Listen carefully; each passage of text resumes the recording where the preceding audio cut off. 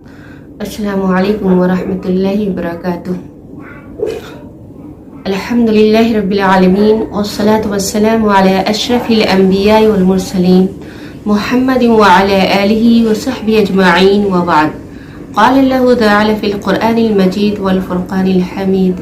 اعوذ باللہ من الشیطان الرجیم، بسم اللہ الرحمن الرحیم۔ رب اشرح لی صدری ویسر لی امری واحلل عقدۃ من لسانی یفقہوا قولی۔ ہم نے گزشتہ درس میں پڑھا اور سمجھا کہ کلمہ کفر قرآن کریم میں کئی معنوں کے لیے استعمال ہوا ہے۔ آج کے درس میں ہم سمجھیں گے کہ کافر کو کافر کہنا جائز ہے کہ نہیں،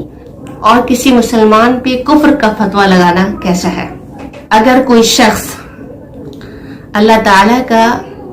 تعالیٰ کی وحدانیت کا، رسول صلی اللہ علیہ وسلم کی رسالت کا انکار کرتا ہے،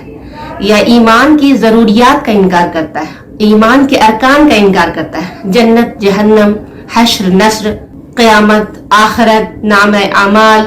اور اسی طرح سے نماز، روزہ، زکوٰۃ جو اسلام کے ارکان ہیں، ان میں سے کسی کا بھی انکار کرتا ہے تو وہ کافر ہو جائے گا، خواہ وہ یہودی ہو، نصرانی ہو، یا کسی بھی مذہب سے تعلق رکھتا ہو۔ ایسے شخص کو کافر کہنا جائز ہے، لیکن یہ بات یاد رہے کہ اگر ان کو کافر کہنے کی صورت میں یہ اسلام سے بدزن ہو رہے ہیں، یا یہ کلمہ کفر کو اور کافر لفظ کو گالی کے طور پہ لے رہے ہیں اور اسلام سے دور ہو رہے ہیں، تو اسلام میں ان طریقوں کو اپنانے کی بہت زیادہ ترغیب دی گئی ہے، بہت زیادہ تلقین کی گئی ہے، جس سے لوگوں کے دل اسلام سے جڑے اور لوگ اسلام سے قریب آئے۔ تو اگر کلمہ کفر کہنے کی وجہ سے اور کافر کہنے کی وجہ سے لوگ اسلام سے دور ہو رہے ہیں، تو ایسی صورت میں کافر نہ کہنا بہتر اور مستحسن ہے۔ جہاں تک ان مسلمانوں کا تعلق ہے جن سے اسلام کے اعمال کو، اسلام کے احکام کو، دین کی فرائض کو اپنانے میں کچھ غلطیاں ہو رہی ہے، فرائض کو مان رہے ہیں، اس کا انکار نہیں کر رہے، لیکن اس کو اپنانے میں غلطیاں ہو رہی ہے، یا پھر تمام احکام کو اپنا نہیں پا رہے ہیں، یا تو جان بوجھ کر یا پھر غلطی کی وجہ سے، اور اسی طرح سے کوئی بھی حرام کام کا ارتکاب کر رہا ہے،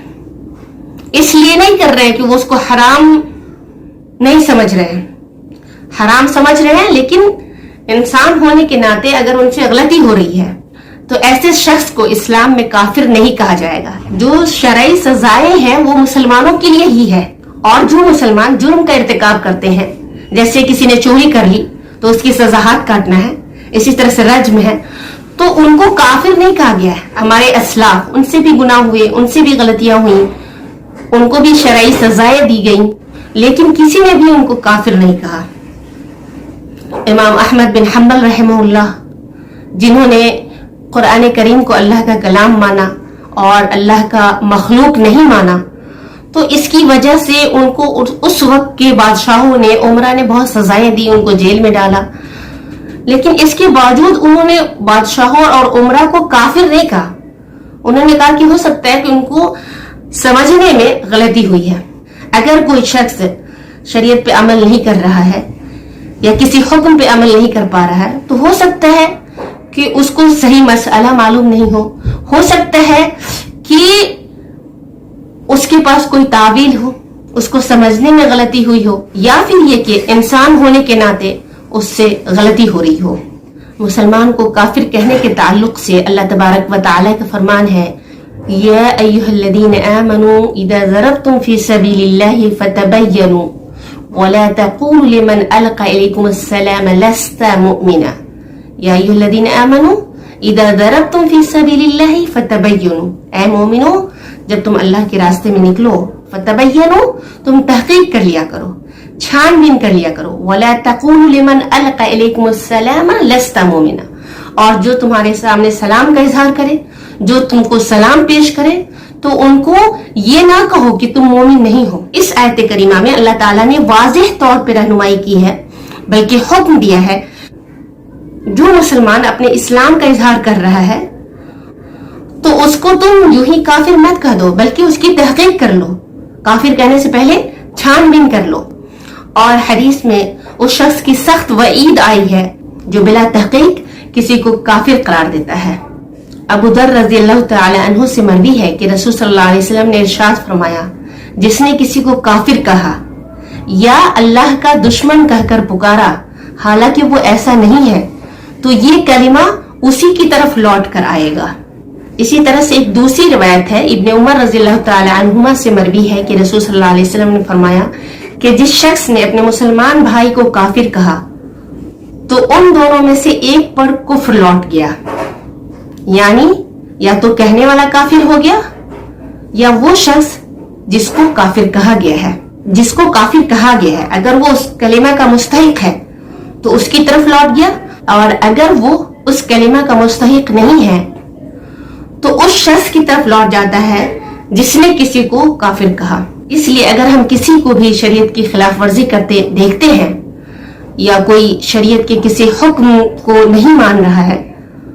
یا اس پہ عمل نہیں کر رہا ہے تو ہمیں اس کو سمجھانا چاہیے۔ یہ کہہ سکتے ہیں کہ یہ عمل کفر کی طرف لے جانے کا سبب بن رہا ہے، یہ کہہ سکتے ہیں کہ یہ عمل اسلام اور شریعت کے خلاف ہے۔ جو بڑے اور کبار علماء کرام ہیں، مفتیان اعظام ہیں، وہ بتائیں گے کہ کافر کون ہے، اور حقیقت میں کفر کا فتویٰ وہی لگا سکتے ہیں۔ اور جو عوام ایک دوسرے کو کفر کا فتویٰ لگاتے ہیں اور اسی طرح سے مذہب کے اختلاف کی بنا پر بھی کفر کا فتویٰ لگا دیتے ہیں، یہ جائز نہیں ہے۔ ایسے شخص کو توبہ کرنی چاہیے۔ اللہ تبارک و تعالی ہمیں دین کی صحیح سمجھ دے۔ سبحانک اللہم و بحمدک اشہد ان لا الہ الا انت استغفرک و اتوب الیک۔ السلام علیکم ورحمۃ اللہ وبرکاتہ۔